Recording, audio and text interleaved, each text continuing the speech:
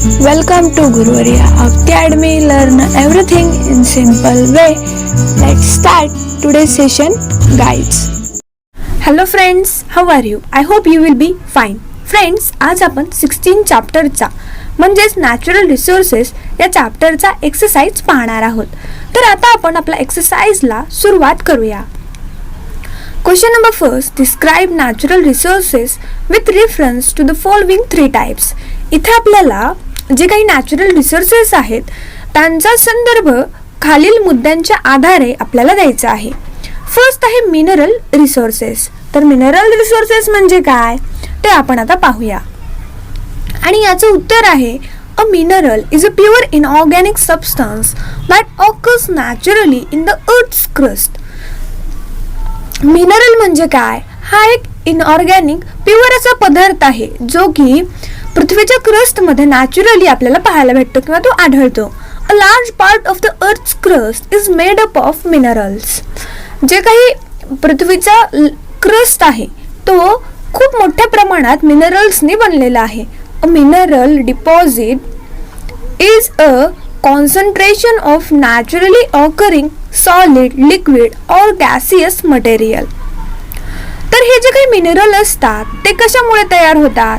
तर ते फक्त नॅचरल सॉलिड आणि लिक्विड आणि तशाच पद्धतीने जे काही गॅसियस मटेरियलचे कॉन्सन्ट्रेशन्स असतात जे की अर्थच्या क्रस्टमध्ये आढळतात.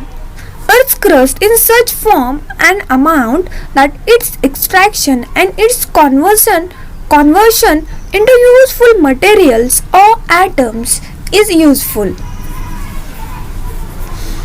त्यांच्यामधले जे काही कॉन्व्हर्जन्स असतात जे की मटेरियल्स वापरण्यासाठी उपयुक्त असतात तेच म्हणजे काय? Minerals. Mineral resources are non-renewable and includes metals such as iron, copper and aluminum and non-metals such as salt, gypsum and clay. जे काही मिनरल रिसोर्सेस असतात ते नॉन रिन्युएबल असतात म्हणजे अपारंपरिक असतात. एकदा ते आपण यूज केले, त्यांचा वापर केला की परत ते आपल्याला यूज करता येत नाहीत किंवा त्यांचा वापर आपल्याला करता येत नाही. नेक्स्ट आहे बी, फॉरेस्ट रिसोर्सेस. ज्या पद्धतीने आपण मिनरल रिसोर्सेस पाहिले तशाच पद्धतीने आपण आता फॉरेस्ट रिसोर्सेस पाहूया. आणि याचं उत्तर आहे a forest is defined as an extensive land which is covered by a variety of plants and is a habitat for various species of animals. फॉरेस्टची डेफिनेशन आपण कशा पद्धतीने सांगतो? तर फॉरेस्ट म्हणजे काय? ही एक एक्सटेन्सिव्ह लँड आहे ज्याच्यामध्ये खूप मोठ्या प्रमाणामध्ये प्लांट्स असतात आणि तशाच पद्धतीने वेगवेगळ्या ॲनिमल्सच्या स्पीसीजचं ते हॅबिटेट असतं. We know that forest have an important role in existence of life on earth. आपल्याला माहीत आहे की हे जे काही फॉरेस्ट असतं, जंगल असतं, हे पृथ्वीवरील सर्व प्राण्यांसाठी त्यांचं अस्तित्व रोखून ठेवण्यासाठी, अस्तित्व कायम ठेवण्यासाठी खूप महत्त्वाचं काम करत असतं. These are one of the precious resources which have various functions like. आणि हे जे काही प्रिसियस रिसोर्सेस आहेत त्यांच्या वेगवेगळे कार्य, त्यांचे वेगवेगळे फंक्शन्स असतात. पहिलं फंक्शन काय आहे? Prevent soil erosion. दुसरं control floods. Third reduce the rate of evaporation. Fourth maintain balance of atmospheric gases. Fifth protect wild life. Sixth help a collation of water into the ground. त्यानंतर आहे reduce the velocity of wind. Next provide food and shelter to various kinds of animals. And the last provide us with wood, essential oils, gums, fruits etcetera. जे काही soil erosion होत असतं ते रोखण्याचं काम हे जंगल करत असतात. तशाच पद्धतीने जे काही पूर असतात त्यांच्यावर नियंत्रण मिळवतात. इव्हॅपोरेशन म्हणजे पाण्याचं जे काही मोठ्या प्रमाणामध्ये बाष्पीभवन होतं तो देखील कमी करतात.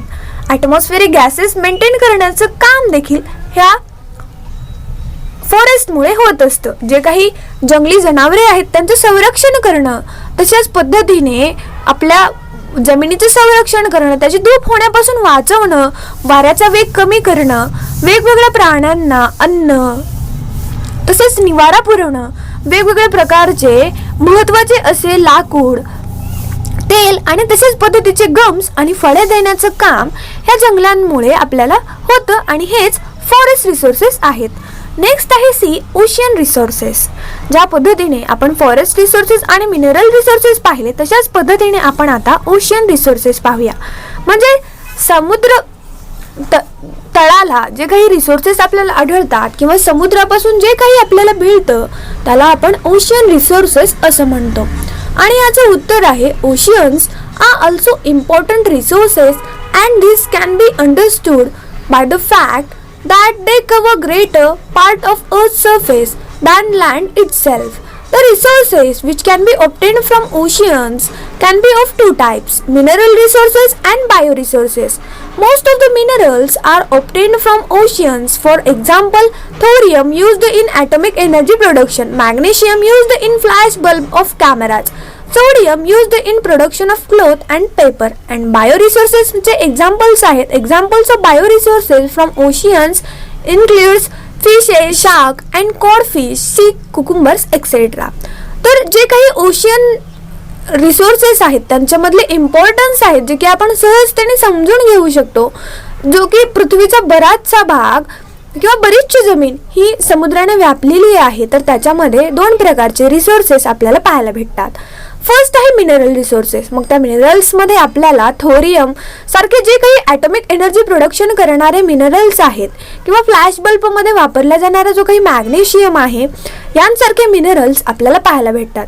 आणि बायो रिसोर्सेसमध्ये आपल्याला वेगवेगळ्या पद्धतीचे जे काही जैवविविधता आहे किंवा जे काही वेगवेगळे सागरी अन्न आहे ते आपल्याला मिळतं. इथे आपला पहिला प्रश्न संपतो. आता आपण दुसऱ्या प्रश्नाकडे वळूया. दुसरा प्रश्न आहे write answers to the following questions in your own words.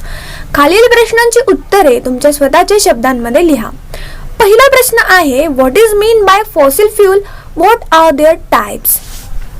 Fossil fuel म्हणजे काय आणि त्यांचे प्रकार कोणते कोणते आहेत हे इथे आपल्याला सांगायचं आहे.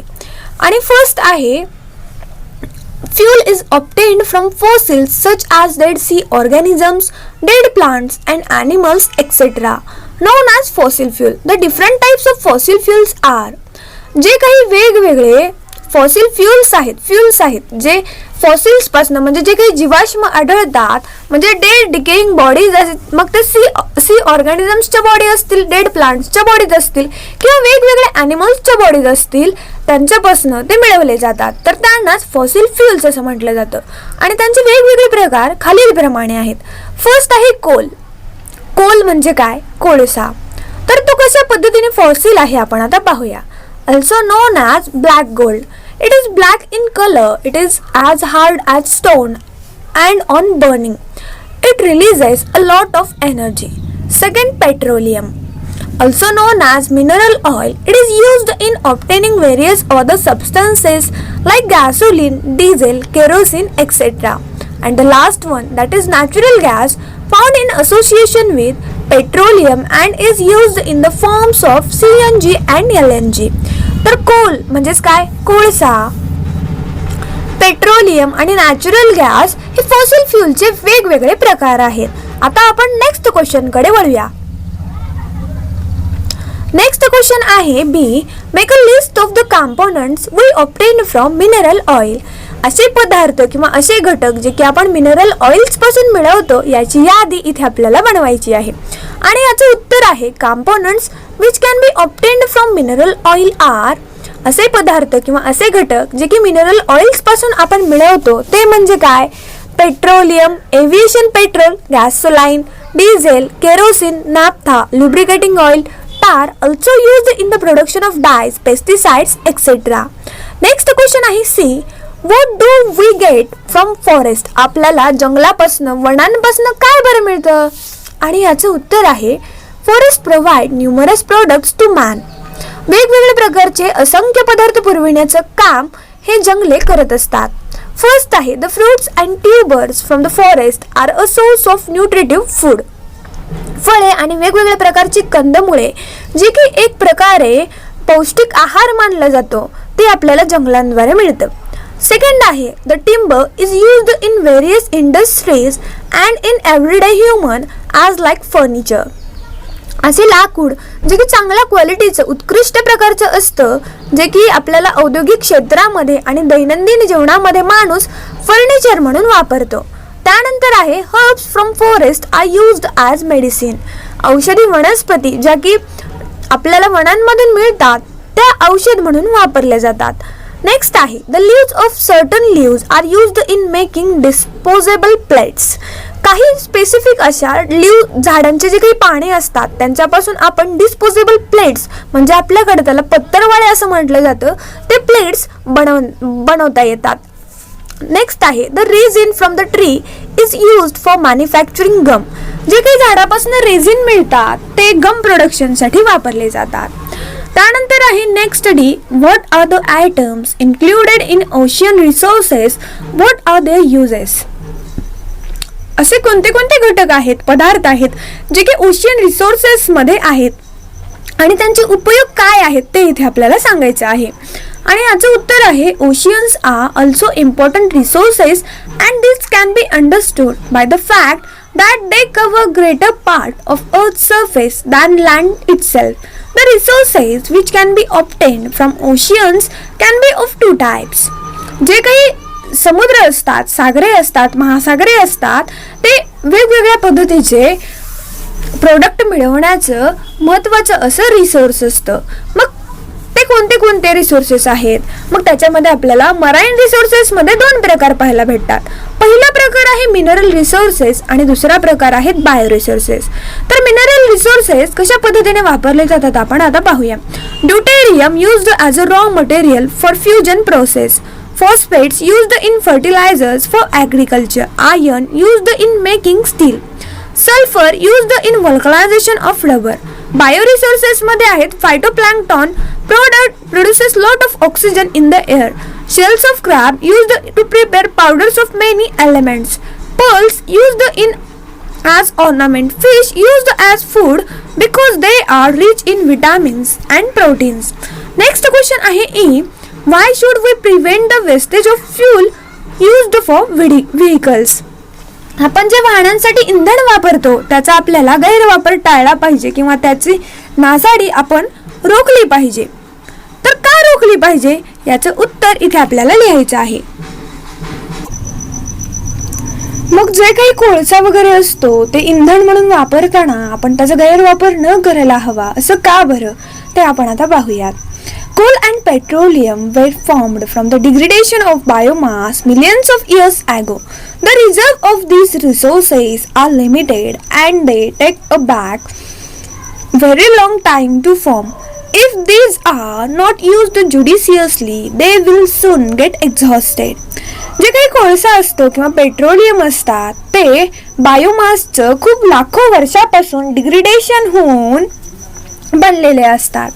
तर जे काही रिझर्व्हज असतात, डिग्रेडेड झालेले बायोमास असतात ते लिमिटेड असतात आणि तशाच पद्धतीने ते एक्झॉस्टेड होतात आणि त्यामुळेच म्हणूनच जे काही फ्युल्स असतात आपण वाहनांमध्ये वापरणार असू ते अगदी काळजीपूर्वक आपण वापरायला हवेत. नेक्स्ट आहे question F. Why is the diversity of plants and animals in the forest declining?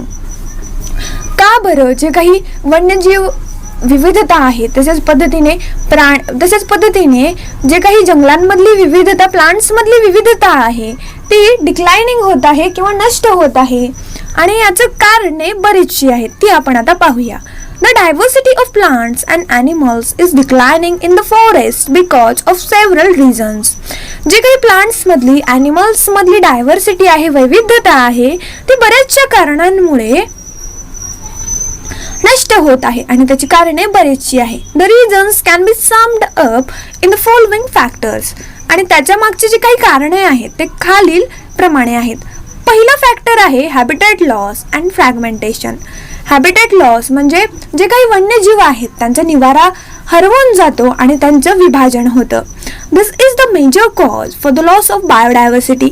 Habitat destruction is caused by human activities such as deforestation and increasing pollution, leading to the loss of many plants and animals. Habitat fragmentation is the breaking up of habitat of a particular species into fragments. Second factor आहे over exploitation, म्हणजे खूप मोठ्या प्रमाणामध्ये जी काही मानवी लोकसंख्या आहे त्याचा देखील परिणाम हे फॉरेस्ट डिक्लेनेशनला होत आहे. Humans, because of their greed and increased exploitation of natural resources, have contributed to the endangerment of commercially important species of plants and animals. Species such as the Stella sea cow and passenger pigeons have become extinct as a result of over-exploitation by humans. त्यानंतरचा factor आहे alien species invention. जे काही वेगवेगळ्या प्रकारचे स्पीसीजचे शोध आपण लावत आहोत त्यामुळे देखील ज्या जुन्या प्रजाती आहेत त्यांचा देखील नाश होत आहे. The unintentional or deliberate introduction of alien species causes a decline in the number of indigenous species. Alien species prove invasive and affect the survival of native species in a grave manner. Also, sometimes they compete with native species that eventually leads to their destruction. For example, the Nile perch introduced in Lake Victoria led to the extinction of more than 200 species of cichlid fish in the lake. Last factor, that is co-extinction, म्हणजे जे काही प्राणी आहेत त्यांचं अस्तित्व नष्ट होत आहे. When plants or animals become extinct, other plants or animals that are dependent on it in an obligatory way also become extinct. त्यानंतरचा प्रश्न आहे G write the names of 5 minerals and the useful substances obtained from them. आपल्याला इथे 5 मिनरल्सची नावे लिहायची आहेत आणि त्याच्यापासून मिळणारे जे काही 5 युजफुल पदार्थ आहेत ते देखील आपल्याला इथे लिहायचे आहेत. आणि याचं उत्तर आहे minerals are naturally occurring solid substances that have a characteristic internal structure and properties. They are formed through geological processes that take millions of years. Examples of minerals are, जे काही मिनरल्स आहेत ते नॅचरली तयार होणारे solid पदार्थ आहेत आणि त्यांचे वैशिष्ट्य म्हणजे काय, त्यांचे जे काही इंटरनल स्ट्रक्चर आहे आणि त्यांची वैशिष्ट्ये हे जिओलॉजिकल प्रोसेसमध्ये बऱ्याचशा वर्षापासून बनलेलं असतं. आणि मिनरल्सचे एक्झाम्पल्स आहेत. फर्स्ट आहे आयर्न ओर. मग ते आयर्न ओर कशासाठी वापरले जातात? फार्मिंगसाठी, इम्प्लेंट्ससाठी, रेल्स ऑफ रेल्वे ट्रॅकसाठी. सेकंड आहे मॅग्नीज. मॅग्नीज हे मेडिसिनसाठी, इलेक्ट्रिकल अप्लायन्सेससाठी वापरले जातात. थर्ड आहे बॉक्साईट. बॉक्साईट हे एरोप्लेन्समध्ये, ट्रान्सपोर्ट व्हेकल्समध्ये, इलेक्ट्रिकल वायर्समध्ये वापरले जातात. फोर्थ आहे कॉपर. कॉपर हे रेडिओजमध्ये, टेलिफोन्समध्ये, व्हेकल्समध्ये, किचनमध्ये, किचन युटेन्सिल्समध्ये, स्टॅच्यूजमध्ये वापरले जातात. And the last mica. Mica हे आयुर्वेदिक मेडिसिन्समध्ये वापरलं जातं, डाईजमध्ये वापरलं जातं, इलेक्ट्रिक मशीन्समध्ये वापरलं जातं आणि वेगवेगळ्या उपकरणांमध्ये देखील ते वापरलं जातं. तशाच पद्धतीने जे काही वायरलेस इक्विपमेंट्स असतात त्यांच्यामध्ये देखील वापरलेलं आपल्याला पाहायला भेटतं. इथे आपला दुसरा प्रश्न, जो काही लास्ट क्वेश्चन आहे तो म्हणजे काय? Question H, name the 2 important stages in the process of obtaining metals from ores. इथे आपल्याला ओर्स पासून मिळवण्यात येणाऱ्या 2 महत्त्वाच्या स्टेजेस आणि त्याच्यावर करण्यात येणाऱ्या ज्या काही प्रोसेसेस आहेत त्या इथे आपल्याला लिहायच्या आहेत. आणि याचं उत्तर आहे the 2 important stages in the process of obtaining metals from ore are extraction and concentration. इथे आपला दुसरा प्रश्न संपतो. आता आपण तिसऱ्या प्रश्नाकडे वळूया. तिसरा प्रश्न आहे both steps taken from protection and conservation of natural resources. तर नॅचरल रिसोर्सेसचं संवर्धन करण्यासाठी, त्याचं संरक्षण करण्यासाठी कोणत्या स्टेप्स आपण घेतल्या पाहिजेत? आणि याचं उत्तर आहे the following steps are taken can be taken to conserve natural resources like conversion of मिनरल्सचं संवर्धन करण्यासाठी काय केलं पाहिजे? Improving the technology to allow use of low grade ores at low cost. Second one, that is recycling of metals. Next point, using scrap metals and other substitutes. त्यानंतरचा point आहे using the available minerals in a planned manner. त्यानंतर आहे conservation of forest. Indiscriminate deforestation should be prohibited. Wastage of timber and firewood should be avoided. Forest fires should be prevented. Reforestation of deforested areas should be undertaken. Excessive grazing of cattle in forests should be discouraged. Pests and diseases affecting forest trees should be chemically and biologically controlled. त्यानंतर आहे conservation of water. वॉटरचं संवर्धन आपण कशा पद्धतीने करायला हवं ते इथे आपल्याला सांगितलं गेलं आहे. फर्स्ट आहे clothes should be washed in washing machines only when the machine is filled to its maximum loading capacity. Second, taps must be closed while washing utensils, brushing teeth, shaving, etc. Trees should be planted in the monsoon season when temperatures are lower and rainfall is sufficient. And the last, promote rainwater harvesting and drip irrigation. इथे आपला तिसरा प्रश्न संपतो. आता आपण चौथ्या प्रश्नाकडे वळूया. चौथा प्रश्न आहे कंप्लीट द फ्लो चार्ट. आणि तो फ्लो चार्ट तुम्हाला कंप्लीट केलेला तुमच्या स्क्रीनवरती पाहायला भेटेल. आता आपण नेक्स्ट क्वेश्चनकडे म्हणजेच क्वेश्चन नंबर 5 कडे वळूया. क्वेश्चन 5 आहे how does the economic condition of a nation depend on its natural resources. कशा पद्धतीने एखाद्या देशाची जी काही आर्थिक व्यवस्था आहे ती देशामध्ये असलेल्या नॅचरल रिसोर्सेसवरती नैसर्गिक साधन संपत्तीवरती डिपेंड असते. आणि याचं उत्तर आहे the economic condition of a nation depends on its natural resources and it can be explain from the following example of coal and petroleum. Natural resources such as coal, petroleum and natural gas are engines of growth of a country. All the industrial projects are undertaken on the basis of the energy provided by these natural resources. They provide electricity to industrial establishments and households in the country. They are the only source of fuel for propelling vehicles, railways and air transport. They are used as fuel for cooking food.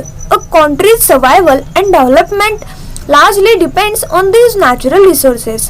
तर जी काही economic condition असते एखाद्या नेशनची ती natural रिसोर्सेसवरती depend असते. ती कशा पद्धतीने ते स्पष्ट करूया. तर खालील उदाहरणे जशा पद्धतीने कोळसा असेल, पेट्रोलियम असेल, जे की नॅचरल रिसोर्सेसमध्ये जशा पद्धतीने कोळसा, पेट्रोलियम, नॅचरल गॅस हे इंजिन्स देशाचे इंजिन ग्रो करणारे फॅक्टर आहेत. जे काही इंडस्ट्रियल प्रोजेक्ट्स असतात ते एनर्जी प्रोव्हाइड करण्याचं काम या नॅचरल रिसोर्सेसद्वारे होतं. तशाच पद्धतीने इलेक्ट्रिसिटी देखील देण्याचं काम या नॅचरल रिसोर्सेसमुळेच आपल्याला शक्य होतं. आणि या सर्व कारणांमुळे जे काही इकॉनॉमिक कंडिशन आहे एखाद्या देशाची ती नॅचरल रिसोर्सेसवरती डिपेंडेंट असते. त्यानंतरचा क्वेश्चन आहे 6. Which medicinal plants will you grow on your school premises and near your house? Why? तुम्ही कोणते जे काही मेडिसिनल प्लांट्स आहेत ते तुम्ही तुमच्या घराजवळ किंवा शाळेच्या परिसरामध्ये लावाल आणि का बरं? आणि याचं उत्तर आहे the following medicinal plants can be grown in the school as they are easily available, easy to maintain and have various health benefits. मी अशा पद्धतीचे औषधी वनस्पती माझ्या शाळेच्या आवारामध्ये किंवा घराच्या अंगणामध्ये लावेन जे की सहजपणे उपलब्ध होतात आणि आपले जे काही आरोग्य आहे ते मेंटेन करण्यासाठी आपल्याला सोपं जाईल. फर्स्ट आहे चिंचोणा. Quinine, a drug used in the treatment of malaria, is obtained from the bark of cinchona tree. Second आहे eucalyptus. The leaves of eucalyptus are used for extracting on oil, which is used in the treatment of blocked nose and throat infection. It is also used as a mosquito repellent. Next आहे neem. The leaves and stems can be used in the treatment of fever, cold, or for oral hygiene. And the last, cinnamon. It can be used in the treatment of diarrhea and nausea. तर विद्यार्थी मित्रांनो इथे आपला natural resources या चॅप्टरचा जो काही exercise होता तो इथे संपतो. आणि अशाच पद्धतीने पुढील चॅप्टरचे एक्सरसाइज पाहण्यासाठी तुम्हाला आमच्या चॅनलच्या प्लेलिस्टमध्ये जावे लागेल. तिथे तुम्हाला 7th स्टँडर्ड सायन्स या फोल्डरमध्ये सर्व व्हिडिओज मिळतील, पाहायला विसरू नका. आणि तशाच पद्धतीने जर या एक्सरसाइजमध्ये जर तुम्हाला काही प्रॉब्लेम असेल तर नक्की कॉमेंट करून कळवा. तुमचे जे काही प्रॉब्लेम्स असतील ते निश्चितपणे सॉल्व्ह करण्याचा प्रयत्न केला जाईल. आणि पुढील व्हिडिओ तुम्हाला जर हा व्हिडिओ आवडला असेल तर तुमच्या फ्रेंड सोबत शेअर करायला विसरू नका. लवकरच भेटूया पुढील व्हिडिओ सोबत. तोपर्यंत काळजी घ्या, व्यवस्थितपणे.